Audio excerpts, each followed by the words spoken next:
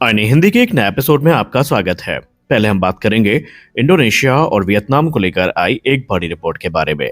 दोस्तों, भारत इस समय न सिर्फ अस्त्र मिसाइल को अपने सुखोई 30 MKI, राफेल और तेजस में इंटीग्रेट कर रहा है, बल्कि जो मित्र देश हैं इनको ऑफर करने की तैयारी भी चल रही है। और हाल ही में एक रिपोर्ट सामने आई है जहां पर भारत ने हाल ही में वियतनाम और इंडोनेशिया को जो उनकी वायुसेना है उनकी कैपेबिलिटी बूस्ट करने का एक ऑफर दिया है। और ये ऑफर है अस्त्र मार्क 1 मिसाइल का, जहां पर अस्त्र मार्क 1 मिसाइल के इंटीग्रेशन के बारे में जो ब्रीफिंग है ये दोनों देशों को दी गई है। भारत का उद्देश्य है कि भारत अपनी अस्त्र BVR मिसाइल को न सिर्फ खुद के यूज में लाए, बल्कि भविष्य में जो एक्सपोर्ट की संभावनाएं हैं उनको भी मजबूत करे, और ये कदम उसी दिशा में है। अगर हम अस्त्र की बात करें तो अस्त्र मार्क 1 DRDO के द्वारा बनाई गई है और ये एक BVR मिसाइल है, यानी बियॉन्ड विजुअल रेंज की मिसाइल, जो कि दुश्मन के विमानों को लंबी दूरी से तबाह कर सकती है। और भारतीय वायुसेना में प्राइमरी प्लेटफॉर्म इस समय सुखोई 30 MKI और तेजस हैं, जहां पर इन मिसाइलों को इंटीग्रेट किया जा चुका है। इसकी जो मूल रेंज है वो 110 किलोमीटर है, लेकिन हाल ही में कुछ रिपोर्ट सामने आई थी जहां पर बताया गया कि इसमें जो प्रोपल्शन और फ्लाइट ऑप्टिमाइजेशन है उसके बाद इनकी जो रेंज है वो 160 किलोमीटर तक बढ़ गई है। अब अगर हम बात करें वियतनाम और इंडोनेशिया की कि इनको ब्रीफिंग क्यों दी गई, तो उसके पीछे का एक काफी ही सामान्य कारण है। दोनों देशों के पास Su-27, Su-30 जैसे रशियन फाइटर जेट्स हैं, और आपको पता ही है कि अस्त्र मार्क 1 को इन जेट्स में आसानी से इंटीग्रेट किया जा सकता है, क्योंकि भारत ने पहले ही सुखोई 30 MKI पर इसे सफलतापूर्वक फिट करने का जो काम है वो पूरा कर लिया है, और इस मिसाइल ने इंटीग्रेशन के सभी जो पड़ाव हैं उनको पार भी कर लिया है।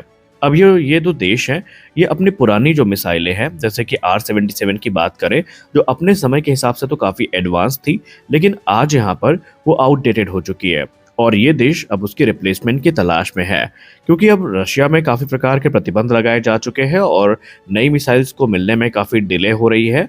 तो ऐसे में जो देश हैं वो दूसरे ऑप्शंस की तरफ देख रहे हैं, और इन ऑप्शन में अस्त्र मार्क 1 एक अच्छा विकल्प है, क्योंकि ये ड्रॉप इन रिप्लेसमेंट की तरह काम कर सकती है, यानी बिना ज़्यादा बदलाव किए इसको लगाया जा सकता है। और इससे अगर हम भारत की बात करें तो भारत अभी सिर्फ खुद के लिए ही नहीं बल्कि दूसरे देशों को भी हथियार बेचने की कोशिश कर रहा है। इससे हमें मेक इन इंडिया और जो डिफेंस एक्सपोर्ट है दोनों में काफ़ी अच्छी जो बढ़ोतरी है वो देखने को मिलेगी।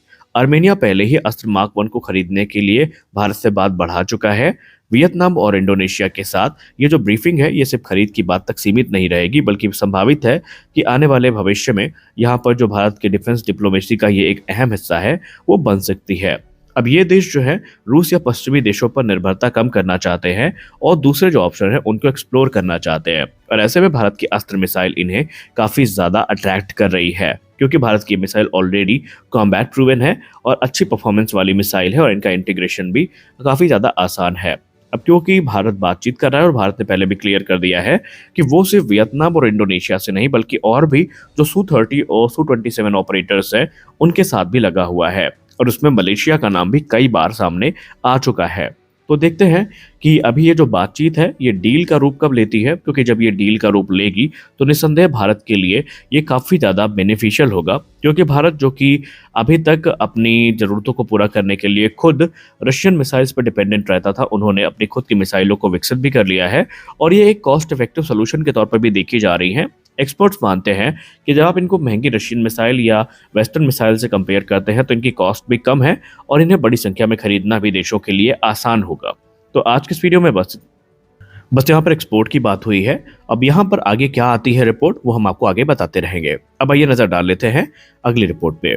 हाल ही की न्यूज रिपोर्ट में हमने आपसे बात करी थी कि भारत अपने जो कावेरी इंजन के साथ साथ 120 किलोमीटर का जेट इंजन प्रोग्राम है इस पे भी काफी काम कर रहा है, और इस प्रोग्राम में हमें काफी तेजी देखने को भी मिली थी। और अब यहाँ पर गैस टरबाइन एस्टैब्लिशमेंट को लेकर एक बड़ी चौंकाने वाली रिपोर्ट सामने आई है जो हमारी इस बात की पुष्टि भी कर देती है।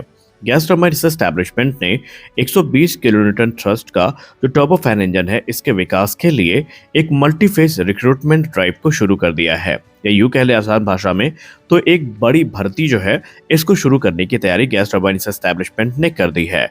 अब यहाँ पर ये इंजन भारत के भविष्य के फाइटर जेट के लिए बेहद महत्वपूर्ण माना जा रहा है, और इसीलिए GTRE अपने एंड से कोई कसर छोड़ना नहीं चाह रही है, और इस प्रोजेक्ट में फ्रांस के साथ जो टेक्नोलॉजी सहयोग की योजना है उसी के क्रियान्वयन के लिए ये कार्य किया जा रहा है। देखिए, 120 किलोटन का जो इंजन है ये आने वाले भविष्य में ना सिर्फ हमारे एडवांस मीडियम कॉम्बैट एयरक्राफ्ट को पावर करेगा, बल्कि अब ये चीजें ऑलमोस्ट क्लियर हो चुकी हैं कि तो तेजस मार्क 2 और हमारे टेरबीएफ जैसे प्लेटफॉर्म है उनको पावर करने के लिए भी ये यूज किया जाएगा। इससे भारत का जो अभी डिपेंडेंसी है विदेशी इंजन पे वो काफी कम हो जाएगी और ये engine high thrust turbofan category में आता है जो कि एडवांस स्टेल्थ फाइटर्स के लिए काफी जरूरी है। अब आइए बात कर लेते हैं इस भर्ती के बारे में कि ये भर्ती किस प्रकार से होगी।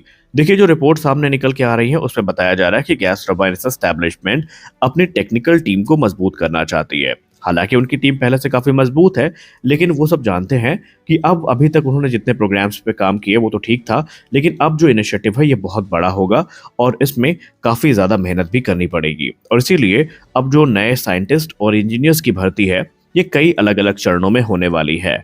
इसमें उन लोगों को हायर किया जाएगा जो कि थर्मोडायनेमिक्स में महारत हासिल रखते हैं, यानी जिनको थर्मोडायनेमिक्स की अच्छी खासी नॉलेज है, हाई टेम्परेचर मटेरियल की नॉलेज है, मेटलर्जी एक्सपर्ट जो है इनको हायर किया जाएगा। इसके अलावा जो कंप्यूटेशनल फ्लूइड डायनेमिक्स है यानी सीएफडी है, इनके विशेषज्ञों को हायर किया जाएगा। और इसके अलावा जो कंट्रोल सिस्टम जैसे क्षेत्र में विशेषज्ञ है इनकी भर्ती गैस टरबाइन रिसर्च एस्टैब्लिशमेंट की तरफ से की जाएगी। जीटीआरई पहले ही क्लियर कर चुकी है ये कोई साधारण इंजन प्रोजेक्ट नहीं है, बल्कि ये लंबी अवधि के लिए राष्ट्रीय क्षमता को एक बार फिर से मजबूत करने का हमारा प्रयास है और हम इसी के अंतर्गत जो है काम कर रहे हैं। यहाँ पर उन्होंने ये भी कहा कि कावेरी इंजन का श्रेय हम यहाँ पर नहीं चुराना चाहेंगे। उन्होंने कहा कि कावेरी इंजन से हमें बहुत कुछ मिला। निसंदेह कावेरी इंजन प्रोग्राम तकनीकी और फंडिंग चुनौतियों से जूझा था, लेकिन उसने हमें ऐसा अतुलनीय और ऐसा बेशकीमती अनुभव दिया जहां पर हमें सिस्टम इंटीग्रेशन के बारे में जानकारी मिली, टेस्टिंग और मटेरियल साइंस में हमने काफ़ी सुधार किया और अब इसी लर्निंग का इस्तेमाल हम अपने एमका इंजन प्रोग्राम में करने वाले हैं, जहां पर अब हम ज़्यादा मॉडर्न टूल्स और सिमुलेशन टेक्नोलॉजी का इस्तेमाल करके एडवांस मीडियम कॉम्बैट एयरक्राफ्ट के लिए उन्नत इंजन को रिकॉर्ड समय में विकसित करेंगे। हालांकि सैफरान के साथ टेक्नोलॉजी ट्रांसफर और जॉइंट डेवलपमेंट की जो बात चल रही है उसकी भूमिका भी काफ़ी महत्वपूर्ण है। इससे भारत को high and core engine technology मिल सकती है और सबसे खास बात तो ये है भारत के लिए ये ज़्यादा बेनिफिशियल इसलिए है क्योंकि हमारे जो नई इंजीनियर्स की टीम होगी इन्हें जेट इंजन जैसे एडवांस टेक्नोलॉजी का एक्सपोजर मिलेगा, जो कि निसंदेह आने वाले भविष्य में हमारे जो फ्यूचर के प्रोग्राम्स है उसमें हमारी काफ़ी मदद करने वाला है। और इंजन के कोर का डिज़ाइन और पूरा का पूरा जो टेस्टिंग है ये भारत में ही होने वाला है। इनफैक्ट इसके लिए जो फ्रांस है वो अपना खुद का फ्लाइंग टेस्ट बेड भी भारत को ऑफर कर रहा है, जो कि राफेल फाइटर है। यानी स्पष्ट है कि जीटीआरई का ये जो कदम है ये भारत के भविष्य के लिए बहुत अनिवार्य था और इसको अब उठा लिया गया है। अब यहाँ पर जैसे ही ऑफिशियल कंफर्मेशन आ जाती है और कॉन्ट्रैक्ट साइन कर लिया जाता है तो फिर इंजन निर्माण की प्रक्रिया को भी तेज कर दिया जाएगा। आज के इस वीडियो में बस इतना ही। आशा करते हैं ये वीडियो आपको अच्छी लगी होगी और हम ये भी आशा करते हैं कि आज होली का त्यौहार आप अपने परिवार के साथ सुखद रूप से मनाएंगे। ईश्वर आपके घर को धन धान्य एवं जो सुख समृद्धि है उससे परिपूर्ण करे। मिलते अगले वीडियो में, तब तक के लिए जय हिंद।